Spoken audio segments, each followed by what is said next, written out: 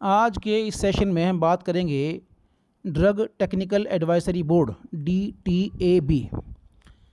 बहुत important topic है, exam में क्वेश्चन अक्सर पूछा जाता है DTAB के बारे में। इसका कंपोजिशन क्या है, कितने इसमें मेंबर्स होते हैं, कितना कार्यकाल होता है, क्या फंक्शन होते हैं इसके ये क्वेश्चन पूछा जाता है, इसके ऊपर नोट लिखने के लिए भी आता है। तो आज इसके बारे में बात करेंगे। DTAB क्या है? It is a statutory board constituted by the central government under the provision of this act to advise the central government and state governments on all the technical matters related with the act, and also to set in the guidelines for types of formulations as and when asked for by the central government। तो basically जो DTAB है ये central government इसको बनाती है, और ये जो बनता है ये सेंट्रल गवर्नमेंट और स्टेट गवर्नमेंट को जो drug and cosmetic act and rules है इसके टेक्निकल एस्पेक्ट्स को एडवाइस करने के लिए ये काम करता है। जैसे मैंने आपको बताया DTAB drug technical advisory board, जिस नाम से ही इंडिकेट होता है कि ये जो टेक्निकल मैटर्स हैं उन पे जो है ये गवर्नमेंट को एडवाइस करता है।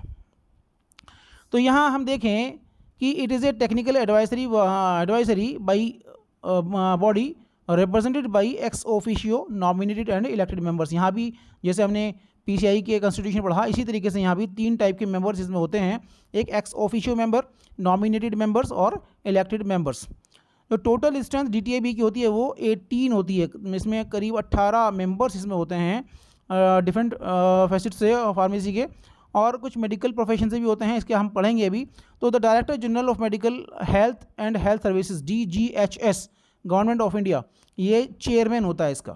जो DTAB का जो चेयरमैन होता है वो DGHS होता है, director general of medical and health services. तो यहाँ हम देखें कि drug controller general of India is the member secretary होता है, और जो इसका हेड ऑफिस है DTAB का वो जो है दिल्ली में निर्माण भवन में ये इसका ऑफिस है। यहाँ पे head office of DTAB is at ministry of health and family welfare government of India, Nirman Bhawan, new Delhi. तो यहाँ आप इसको देख लें।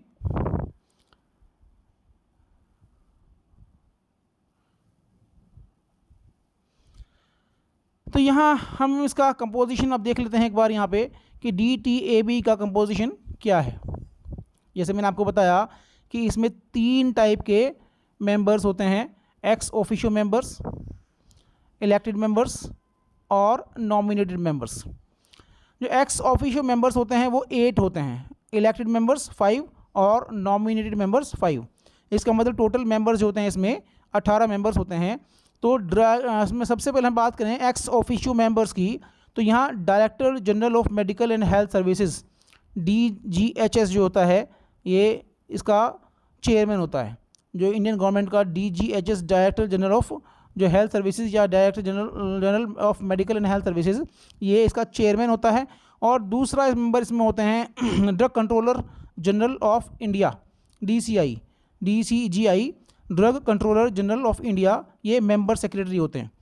देन उसके बाद हम थर्ड मेंबर इसमें देखें तो director central drug research institute CDRI जो कि लखनऊ में है, तो इसका जो डायरेक्टर है वो इसका थर्ड मेंबर उसका होता है। और इसके बाद director central drug laboratory Kolkata CDL, इसका जो है CDL का डायरेक्टर 4th मेंबर। और 5th मेंबर इसमें director Indian veterinary research institute IVRI इज़्ज़त नगर UP। और 6th मेंबर इसका जो है director central research institute CRI Kasauli Himachal Pradesh. Next इसमें यह है एक president pharmacy council of India का और president medical council of India MCI का। ये 8 मेंबर्स होते हैं जो कि एक्स ऑफिशियो मेंबर्स होते हैं इसमें जो है DTAB में। उसके बाद हम देखते हैं इलेक्टेड मेंबर्स। इलेक्टेड मेंबर्स में जैसे मैंने बताया आपको 5 मेंबर्स होते हैं टोटल। तो 5 मेंबर्स में से एक तो प्रोफेसर इसमें होता है, 1 प्रोफेसर इन फार्मास्यूटिक्स और फार्मास्यूटिकल केमिस्ट्री और pharmacognosy, and elected by the executive committee of PCI from any university or affiliated pharmacy college। इसको क्या करते हैं भाई, जो एक मेंबर इसमें होता है वो फार्मास्यूटिक्स या फार्मास्यूटिकल केमिस्ट्री या फार्माकोग्नोसी से एक प्रोफेसर इसमें होता है, जिसको PCI pharmacy council of India की जो एग्जीक्यूटिव कमेटी होती है वो किसी भी फार्मेसी कॉलेज से उसको चुनती है।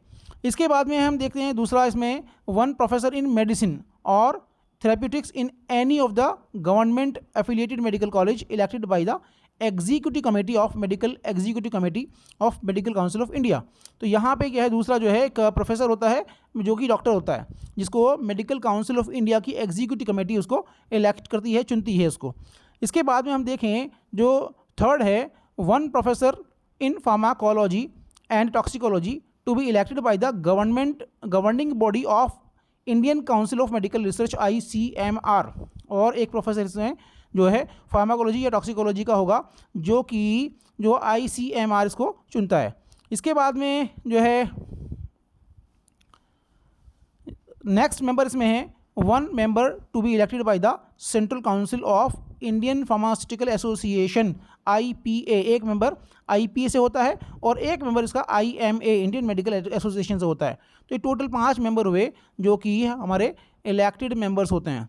तो इसमें 2 हुए ex officio members, elected members, और तीसरा इसमें नंबर आता है नॉमिनेटेड मेंबर्स। नॉमिनेटेड मेंबर्स का जो नंबर वो भी 5 होता है, 5 होता है।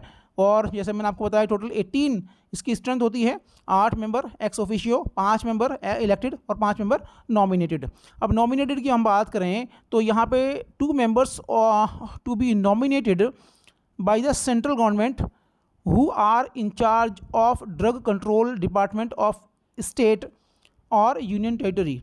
यहाँ पे 2 मेंबर्स को जो है सेंट्रल गवर्नमेंट जो है नॉमिनेट करती है, जो है ड्रग कंट्रोल डिपार्टमेंट स्टेट की या किसी यूनियन टेरिटरी के इंचार्ज होते हैं।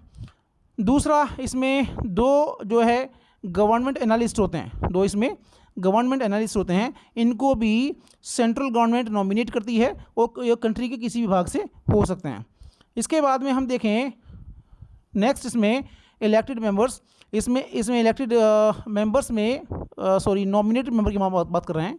नॉमिनेटेड मेंबर्स, तो यहाँ पे इंडस्ट्रियलिस्ट होता है, 1 industrialist representing pharmaceutical industry to be nominated by central government. यहाँ पे एक इंडस्ट्री पर्सन होता है जिसको भी सेंट्रल गवर्नमेंट ही इसको जो है नॉमिनेट करती है।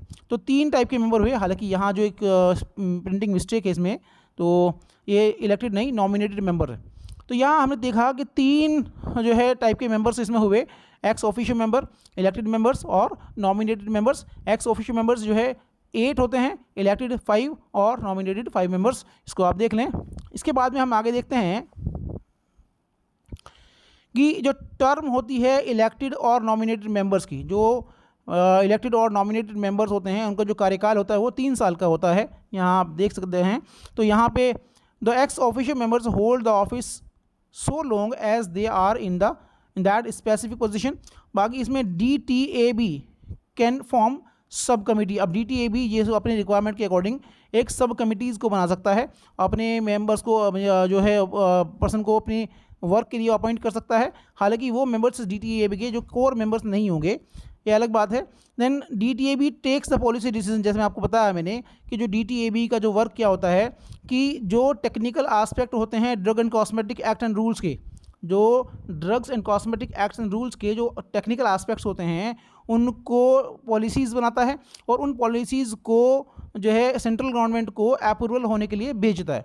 तो ये काम इसका होता है। और यहाँ पे इसका काम ये होता है कि सेंट्रल गवर्नमेंट और स्टेट गवर्नमेंट्स को ये जो है टेक्निकल मैटर्स पे एडवाइस करता है। ये DTAB हुआ।